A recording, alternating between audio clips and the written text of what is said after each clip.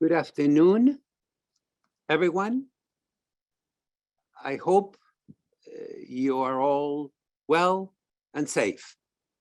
My name is Marcelo Suarez Orozco, and I am the Chancellor of Boston's Public Research University. Thank you for joining us for this important gathering, offering a series of updates and significant highlights. I am happy to get us started now. Today, we will first have some fall semester highlights. Then we will have a thorough but pithy COVID-19 update.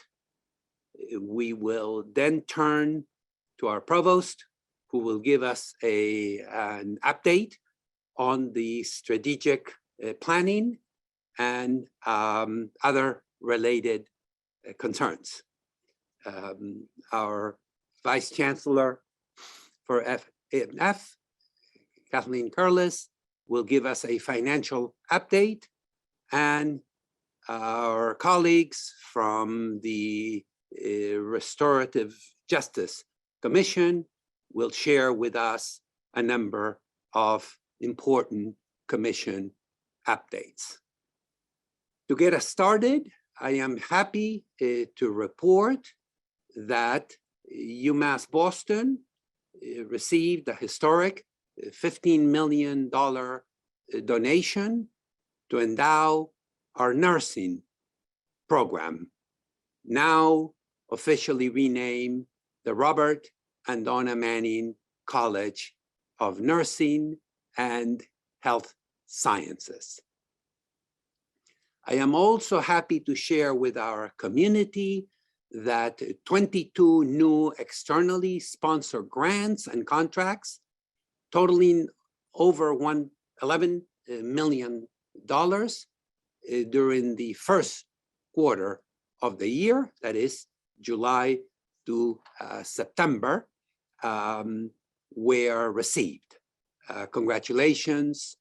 And of course, that work is so important in so many ways. During this time, we unveiled a new mural by Robert Peters, an artist and member of the Mashpee Wampanoag tribe, in the residence hall to pay homage and to recognize that UMass Boston is still in an indigenous space. UMass Boston, I'm happy to report, celebrated first generation students with our first generation week, recognizing beacons who are the first in their families to attend a four-year college or university. Currently, 60% of our students, like your chancellor, identify as students who are first generation. I am very happy to report that we hosted a very successful second annual Black Lives Matter Day, highlighting the theme of empowerment through collective leadership. Diverse, well-attended workshops and very productive discussions were led by an extraordinary group of Boston-based Black leaders and activists. We continue to receive wonderful feedback on the activities flowing from the second annual Black Lives Matter Day at UMass Boston. I am so delighted to report that every fall athletics team qualified for their respective conference tournaments, with 3 teams earning a top 2 seed. volleyball team won the program's 10th Little East Conference Tournament Championship. Wonderful, wonderful news. Cross-country runner Jimmy Cannon became the first runner in UMass Boston history to win the Little East Conference Championship meet. Go, Jimmy, we are so proud of your achievement. Yesterday, in a very important gathering, I had the deep honor and unique responsibility to represent our campus on the White House Roundtable on Operation Allies, a whole of America effort to resettle our Afghan allies. The roundtable was led by the Honorable Jack Markell, former governor of Delaware, and by the United States Secretary of Education, Miguel Cardona. I am happy to report that our presentation was very well received on the fundamental elements that will be required to serve our Afghani refugees that are going to be settled, 100,000 of them in our country, many in the Commonwealth, now and moving forward. Thank you for your attention. That concludes my fall semester highlights.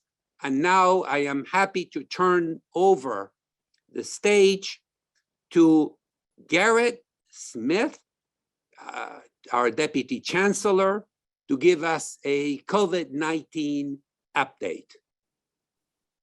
Garrett. Thank you, Chancellor. I understand that I need to be thorough but pithy. So I think that means I'll have to go very quickly here to stay within my five allotted minutes.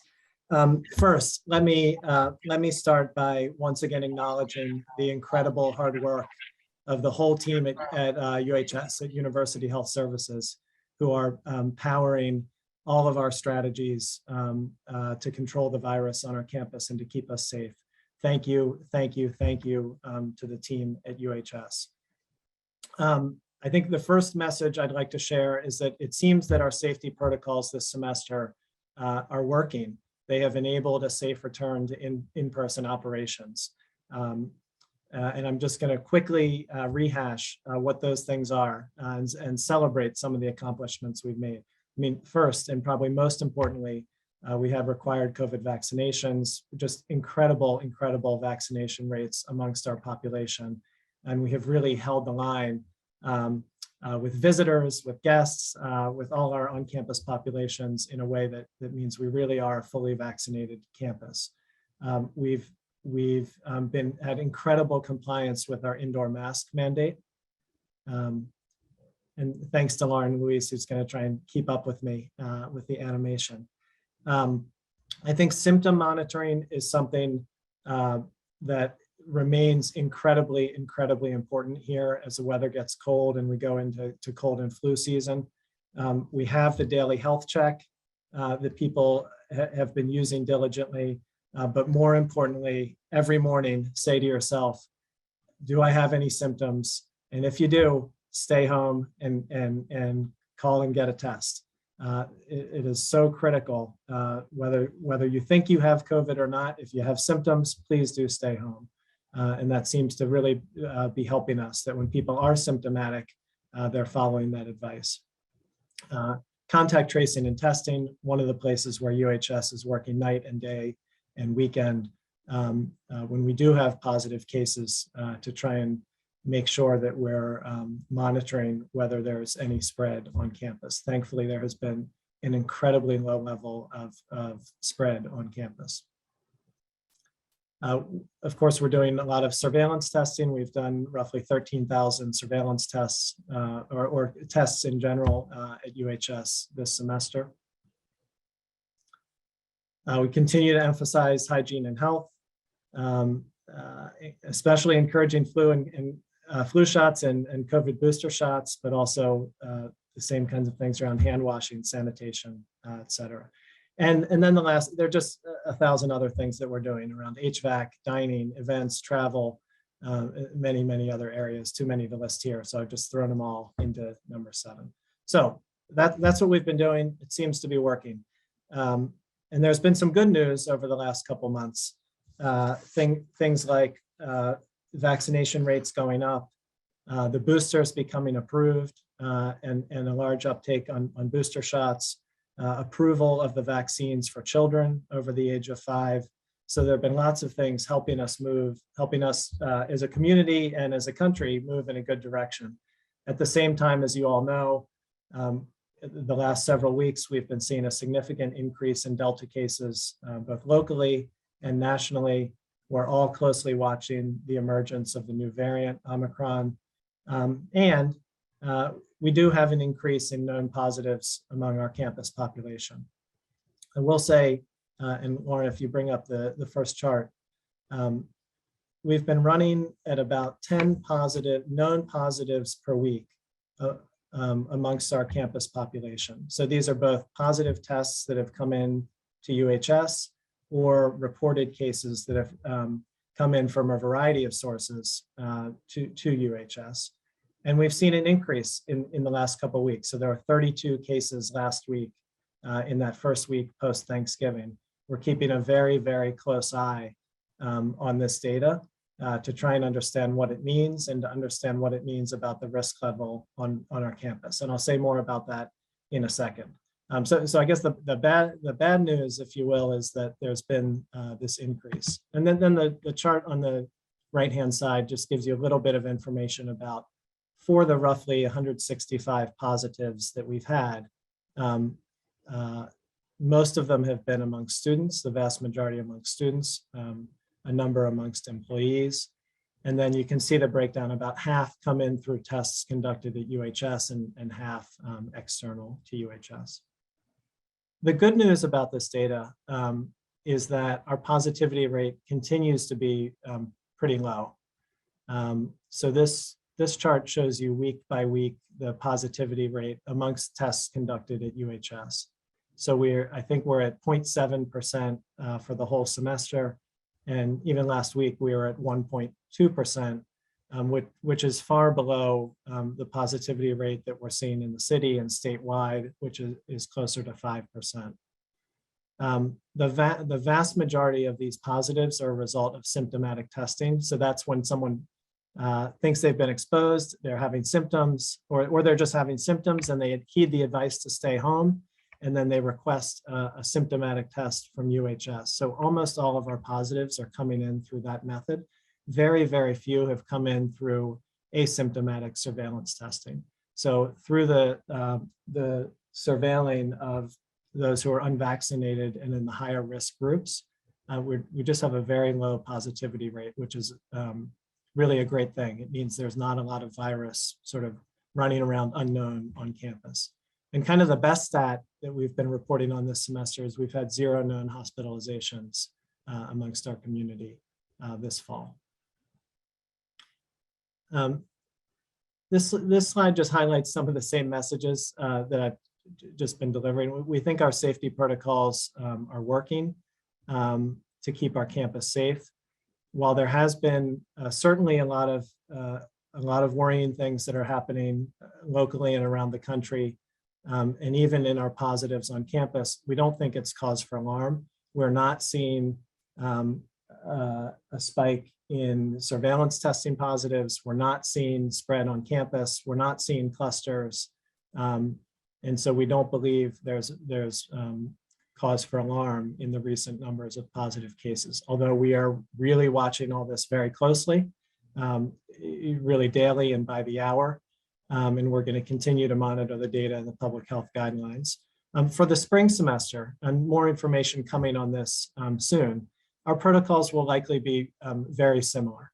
And where we can, we're going to think about tweaks or adjustments that need to be made. And more information will be coming on that soon. I mean, one area that we're thinking hard about at the moment, if we flip to the next slide, which has my final message, which is the booster is really the most important thing we can each do right now, both for our own health, but for the health of our community. And so we are strongly, strongly encouraging everyone, if you are eligible, which is 6 months after a 2-dose vaccine or 2 months after the J&J 1-dose vaccine, please get your booster shot. Almost all of our employees, almost all of our students are now eligible to receive the booster. It's been authorized for everyone over the age of 18, and we would really encourage you to do it. UHS is trying as hard as they can to offer vaccination appointments. They go quickly. They're trying to add more slots and give more shots. But go to CVS, go to Walgreens, go to all the different places you can look, and please try to get your booster shot. It's just so important here as we continue going into the cold months of the year. Okay, that's my as thorough as possible with some pithiness update. And I will now turn it to Joe Berger, Provost and Vice Chancellor for Academic Affairs, for a strategic planning update. Thank you very much, Garrett. And thank you to the more than 200 members of our community, students, staff, and faculty who are currently serving on strategic planning committees. We are off to a robust start. And I also want to express my appreciation to Garrett Smith and Kathleen Curleys, who are helping lead the strategic and master planning process. So looking back at our process here, as you all know, we launched, did the pre-launch this summer, late summer, spring, including getting nominations from across the campus, got the committees charged, but also want to remind everybody that something that's been really helpful in framing the charges for the committee, looking at what are the driving questions, were some of the input that came from the survey that we collected information from across the campus community, even before, right, we named the committees and got the work going. The various committees have all actually started to work. As we noted at the beginning, not everybody has the same intensity of effort throughout the year. In particular, the Mission and Vision Committee has been off and running. They've already met 6 times since convening right at the beginning of November. That's not counting all of their subcommittee meetings. And that they've already had an open meeting where 75 community members were in attendance. They've had a web form that continues to collect input. And they're about a week away from having a draft mission statement that's based on, in addition to analysis of data, some rich and vibrant discussion on topics that elevate the unique values and spirit of UMass Boston. That includes our commitment to anti-racism, health promotion, community engagement, student-centeredness, the process of knowledge production, and the university's relationship with local, national, and global communities. The other committees, as I noted, have been hard at work. And I wanted to just give you a little sense of, with the next couple of slides, what the essentially how the proverbial sausage is made. Lauren, if we could go on to the next slide, please. Yep, thanks. So one of the very active early committees has been the Grand Scholarly Challenges and Research Committee. Their first charge has been to focus on identifying grand scholarly challenges. They've had a survey to which members of the campus community have been providing lots of input and ideas. They've begun to analyze that to identify what are 4 to 6 grand scholarly challenges that will frame the unique strengths of UMass Boston as they relate to the real world opportunities and challenges that will drive not just our research, but our approach to all forms of scholarship on campus going forward as important priorities. These are just some of the initial, right? This is not final. This is still a work in progress. Some of the initial ideas that are coming up from the information, the data points that are coming from all of you in our community. And certainly these major themes will be important components of what will be the final grand scholarly challenges. Certainly equitable climate adaptation, focus on health disparities, the use of data science, our commitment to democracy, justice, and collective action. If we can go on to the next, yep. What does it mean to be the university of the future? What is a relationship and how do we work with key urban organizations? How do we examine compounded inequities? What are the ways in which our scholarship relates to a just and resilient Boston? And how do we amplify voices? These are some of the inputs that will go into identifying what will be the final grand scholarly challenges. There will be drafts of these as they're developed that will be rolled out for further consultation and comment across the entire campus community. But each of these will transcend discipline, academic department or unit, centers and institutes, so that we're drawing upon the full, rich, diverse array of knowledge and expertise that we have among all members of our campus community. Which then gets us to where we are now with our various committees, and that not only are doing work internally, but looking at various ways to get further input. I've already mentioned the fact that the Mission and Vision Committee has an input form, that the Research and Grand Scholarly Challenges has a survey. Some committees, such as the Academic Program Development Committee and the Educational Effectiveness Committee, are looking at how to combine key questions they have into maybe perhaps a larger survey that we'll be putting out after the new year. But other committees are going to have some larger surveys, such as the Faculty Support and Development Committee, which will be is looking at a survey in February that would go out to tenure track, non-tenure track faculty, as well as teaching assistants and teaching fellows, to find out more about faculty knowledge and the usage of faculty development programs, ideas for building community and making faculty feel more valued, and identifying supports that are needed in order to most fully advance and develop our faculty and graduate students. There'll also be planning on holding 3 listening sessions. Probably 2 of them will be virtual and 1 of them in person, and at least 1 of them will be dedicated to NTT faculty issues and look at topics such as ways to build a sense of community among our faculty, ways to make faculty and work contributions feel valued, and identify future supports that can help us all. And we'll also be looking across all of the committees to hold a number of smaller focus groups in addition to listening sessions. So I really want to emphasize that while the committees are hard at work, we've only just begun on this process. We've made great progress so far, and we will be continuing in a multitude of ways to be getting input, consultation, and proactive feedback, so that we can make sure that there is a strategic plan that represents our entire campus community as we chart an exciting new future over the next 10 years to realize the full potential of UMass Boston. And on that note, I'd like to go ahead and turn it over to Kathleen, who can give us a financial update. Thank you.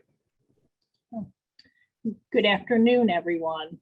My name is Kathleen Kierleis. I'm the Vice Chancellor for Administration and Finance, and it's my pleasure to provide the campus with a financial update. I'm going to start with the discussion of the results for fiscal 21, which ended on June 30th, 2021. I'm pleased to report that the university ended fiscal 21 with a positive operating margin.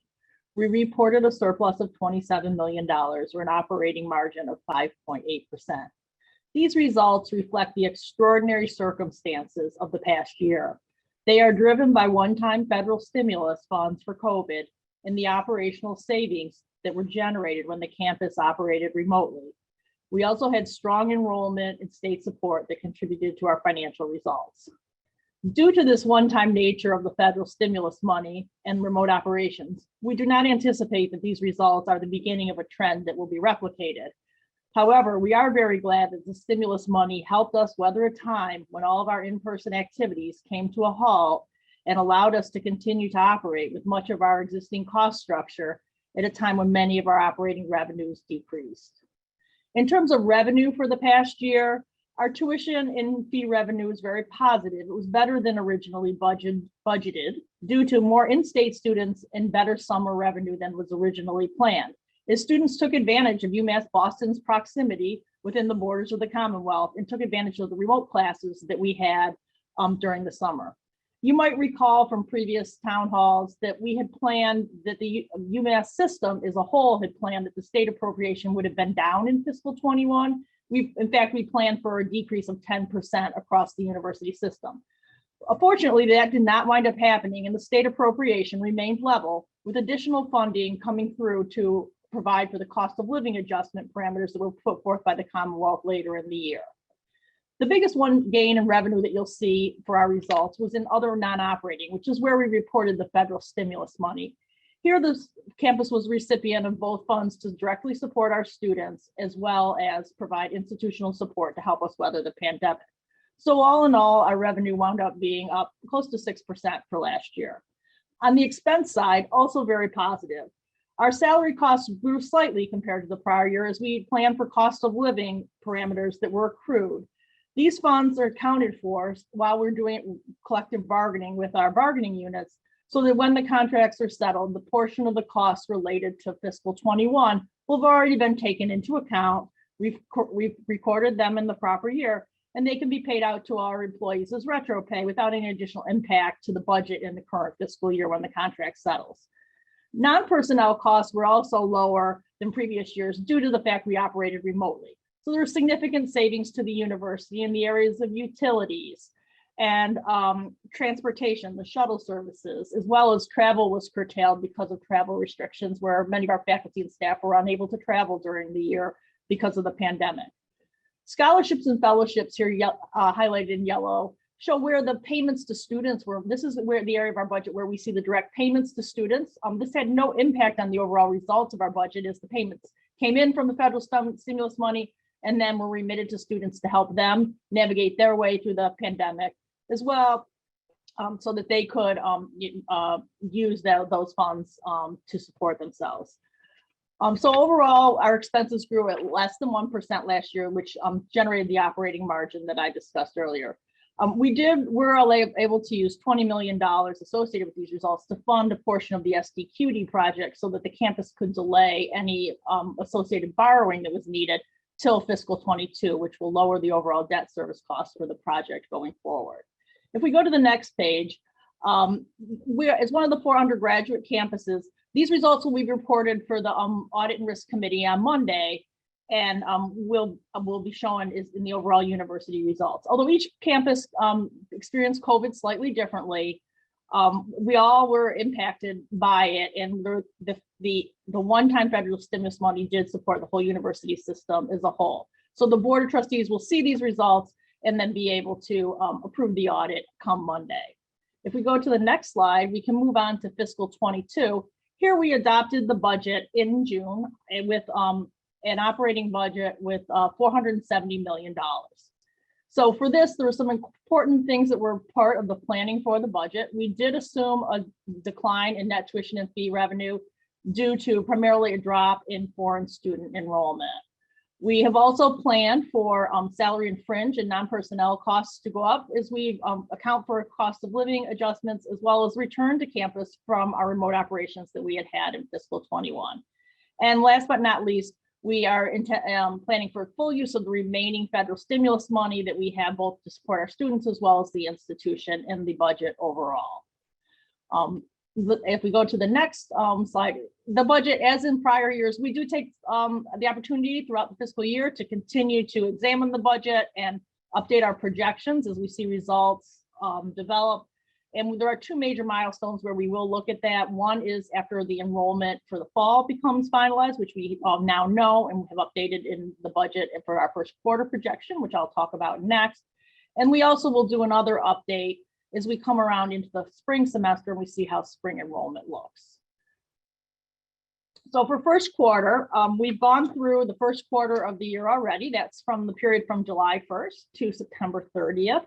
And here, when we adopted the budget back in the beginning of June, we were anticipating a $6 million surplus for the year. That is no longer being anticipated at this point. We're at the point where we are planning for a balanced budget for fiscal 22.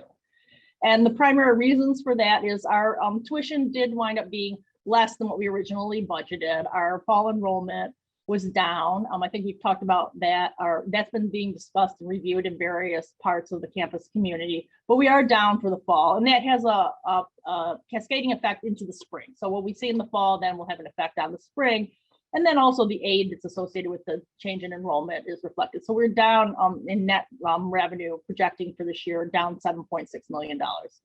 We've also planned for increased state appropriation, primarily due to the cost of living increase. The state had come through and they provided the parameters and the adjustments after we had adopted the budget in June, but before we closed out the year for fiscal 21. So the good news is we were able to take the activity associated with last year and count it during last year. But we will see for this year, in anticipation of what has been provided by the state, that there is an increase in the state appropriation as the state would be planned to move forward to appropriate money to pay for the state's portion of the collective bargaining. And likewise, we would plan for additional costs associated with that in the salary line. We've also planned for additional non-personnel costs.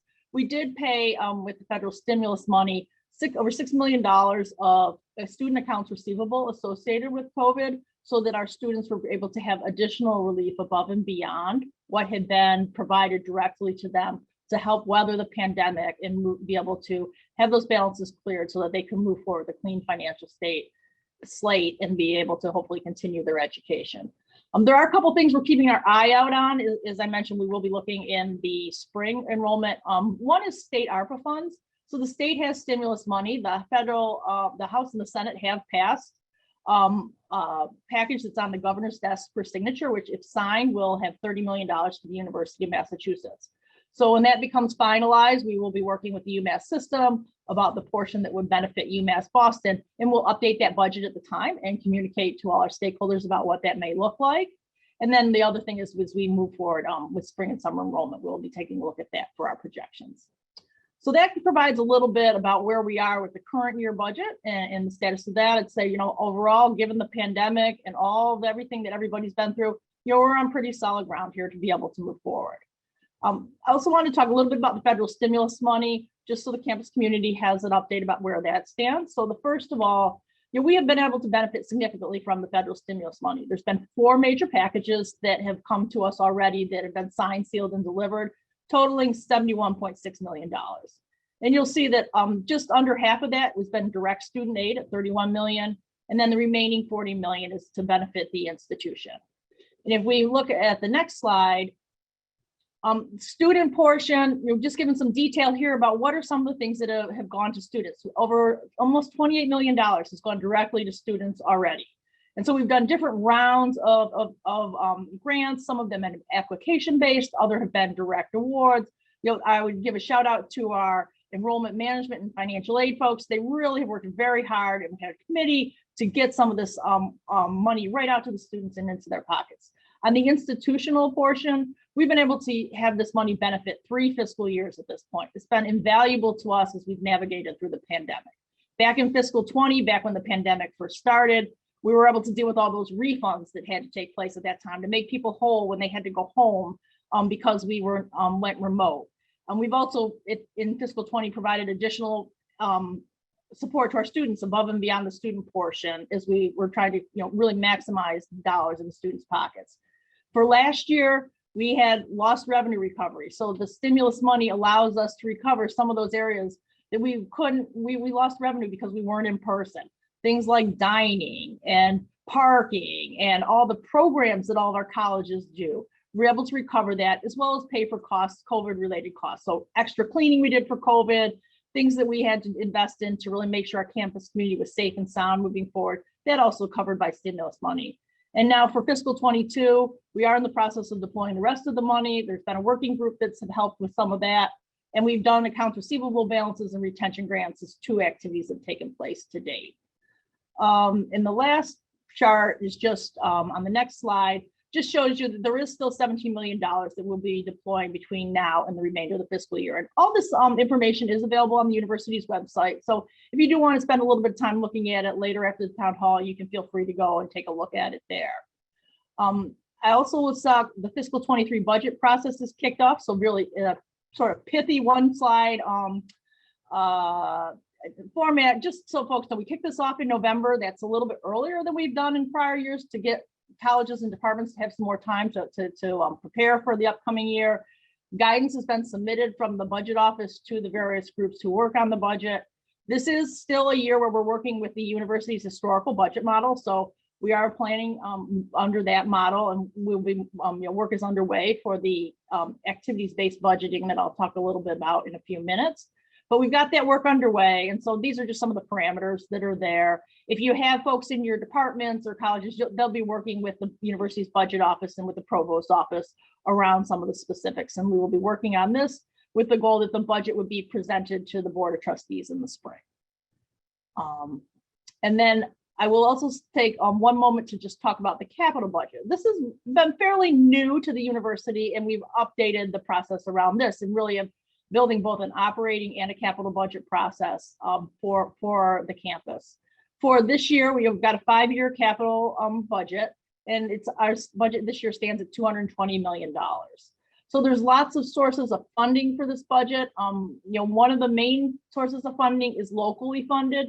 This is the funding that we will derive from the depreciation that we record in the university's income statement. We also still have bond proceeds that we're using to pay for primarily SDQD. The state has given money from the Department of Capital Asset Management and Maintenance to provide a lot of funding for various deferred maintenance projects around campus. We have vendors who provide funding. Specifically, I point out to Sodexo here, who's funded some improvements to the food court that we're in the process of designing that will be in construction in the near term to really provide some renovations to the food court area of the campus center. And then also some future projects as we move forward with the campus master plan update and additional planning. So much of the projects at this point are either SDQD or the on deferred maintenance. I've had a list here. I'm not going to go through them in great detail this afternoon, but here are some different things across the campus to really address some of the long-term deferred maintenance areas of the university.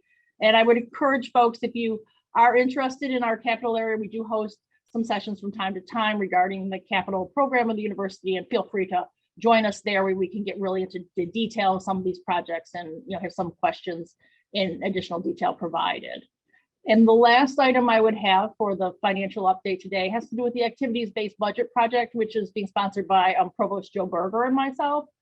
This is to really take a look at the university's budget model and update it for the future. So our goal with this is to really develop a data-informed, incentive-based approach to allocate resources to academic units. So that will be very different than our current historical, traditional incremental-based budget. We have completed a survey of our current budget practices, and a model is now being developed that's customized to UMB. So I think I really would just stress at this point, there is no one magic model out there that we're just going to select and put here at UMass Boston. We really are taking a look at practices and information out there and going to develop something that's going to be best suited for our campus here. There is a steering committee that was formed this fall that has members of the administration, faculty, and staff. We've been discussing guiding principles and beginning some discussions around revenue allocations will be next. And we will be planning some sessions for the campus community as well during this academic year that we can begin to socialize with the campus. We have we also are working to develop in parallel with this, we're also working to develop a model. So as we look at adopting principles and thinking about how we might want those to look at UMass Boston. Then we will apply them to a model. So we've got a team in the A&F and the provost office who are really working closely to have this model to be ready for as we develop the principles. And then last but not least, this is a multi-year project. So we will be working on adopting our principles, developing our model, and then we'll be running it in parallel to really take a look at how both budget models look, what the effects are, and then ultimately moving to our new model. So multi-year project, we'll have lots of time to talk about it. But I think this was just a little bit of a update on it today. And then I will now turn this presentation over to our next area for the Restorative Justice Commission update for Dr. Joseph Cooper or Dr. Georgiana Melendez to let us know about this update. Thank you, Kathleen. Good afternoon, campus community. On behalf of the Restorative Justice Commission, Dr. Melendez and I are very excited to present to you all some updates on all the efforts we have been working on since our initial formation last spring. So we can go to the next slide. So just to remind the campus community, our charge is to assist the institution with assessing climate, to contribute to the development of a strategic plan, recommend strategies for the strategic plan implementation, and advise on decision-making matters of policy and procedure. So since our initial meetings last spring, we have been focusing on first understanding our respective definitions and understandings of restorative justice. We have began to understand that restorative justice is one component of a broader effort of restorative practices. We have analyzed frameworks, models, research programs around restorative practices to inform how we are engaging in the work here at the university. In our formative months last spring and over the summer, and as well as in the early part of the fall, we focused on relationship building, forming norms, voting processes, quorums, and commission norms centered on inclusion, informed approaches, and concerted action. Understanding that we have representatives on the commission from various backgrounds, not only in terms of their presence here at the university, but also in terms of their identity backgrounds, experiences. And so these formative months have been very important in helping us engage in those efforts.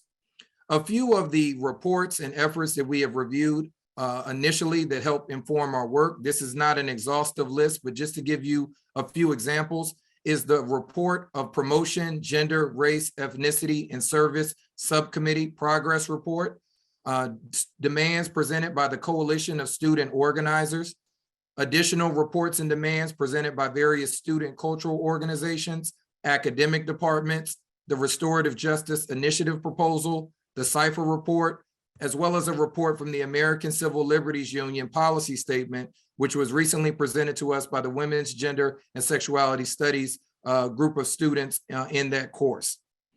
As a result of these initial efforts, we formulated 6 committees, 6 subcommittees, as you can see here on your screen. Curriculum and Pedagogy focuses on analyzing syllabi, curriculum, teaching practices. We are scheduled to meet with the Center for Innovative Teaching to discuss some of the initial ideas that have been emerged within the curriculum and pedagogy.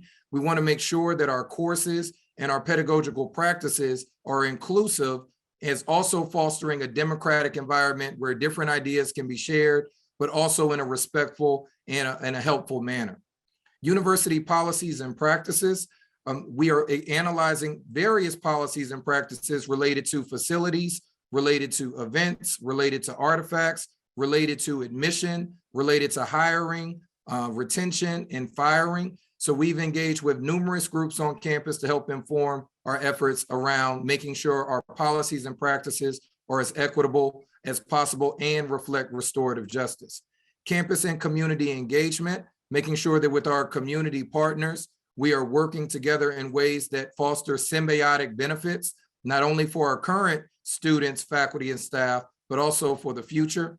Research, we have been engaging in a number of efforts, which we'll highlight momentarily, around ways in which we can reward and support not only undergraduate and graduate students, but various faculty members who are engaging in work that reflects restorative practices, particularly those practices that impact our community most directly.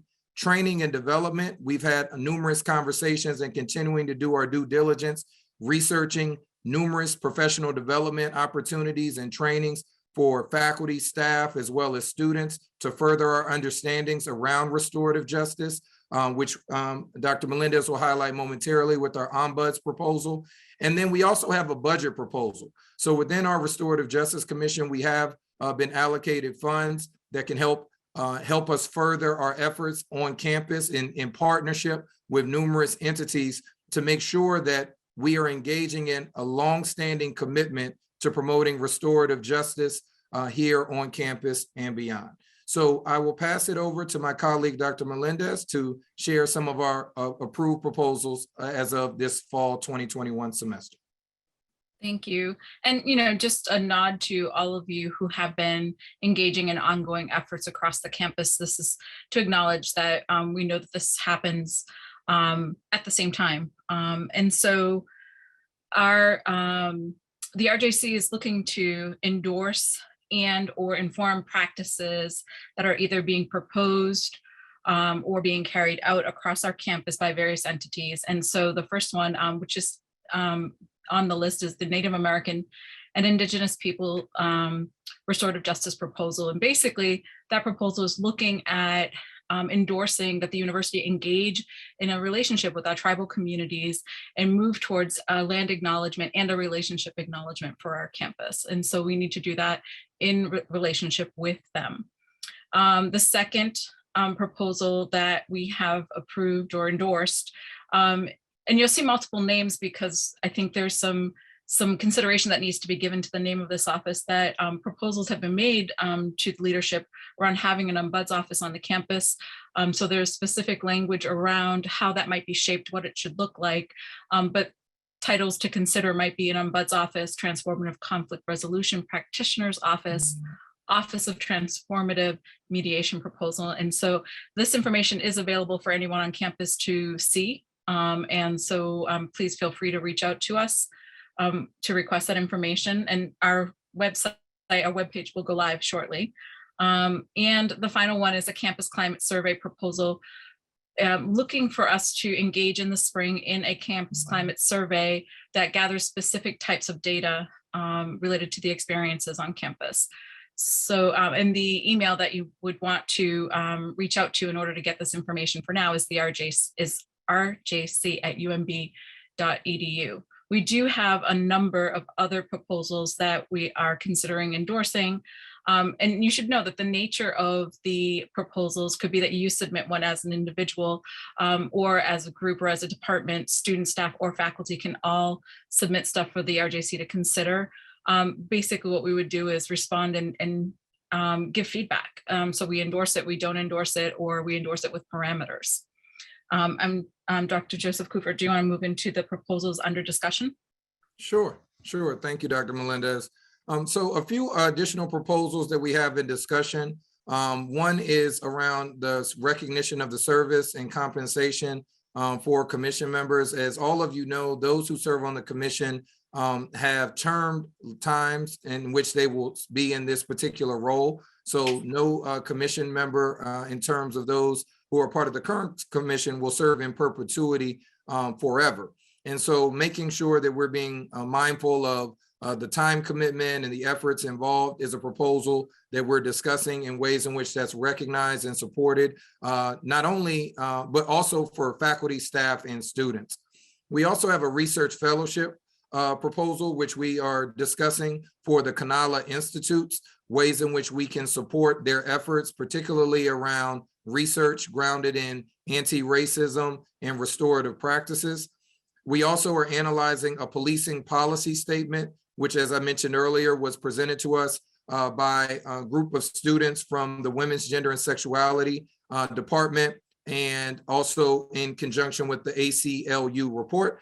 And then also a report or a proposal that's been birthed out of the Black Lives Matter Day event around a call for culturally inclusive campus artifacts. So as we are thinking about our expansion to Bayside and other renovations that are happening on our quad, we view this as an excellent opportunity to engage in restorative practices by reflecting campus artifacts in ways that honor the histories, the lineages of various diverse groups that are represented on our campus now, in the past, and in the future. So these are just a few of a number of additional proposals that we are working on. As Dr. Melendez mentioned, please, we encourage all of you to reach out to us. We will be reaching out to you in the near future, if we haven't already, to engage you in the process of our collective commitment to restorative justice here at the University of Massachusetts, Boston. So at this time, I will pass it back over to Chancellor Suarez Orozco. Thank you so much, Dr. Cooper and Dr. Melendez. Thank you to our Deputy Chancellor, Garrett. Thank you, Kathleen Curlis, and thank you, Provost Berger, for your various interventions. This concludes our campus update. I hope you found it useful. I certainly did. Thank you so much for taking the time out of your day to join us to learn about the many, many very important campus updates. And from the bottom of my heart, thank you also for all your efforts to keep the UMass Boston community safe and engaged. And thank you for your extraordinary work as we take together UMass Boston to the next level of excellence, the next level of relevance, moving the needle for the collective good. I wish you a happy, safe holiday season. Go Beacons, stay strong. Thank you. Muchas, muchas gracias.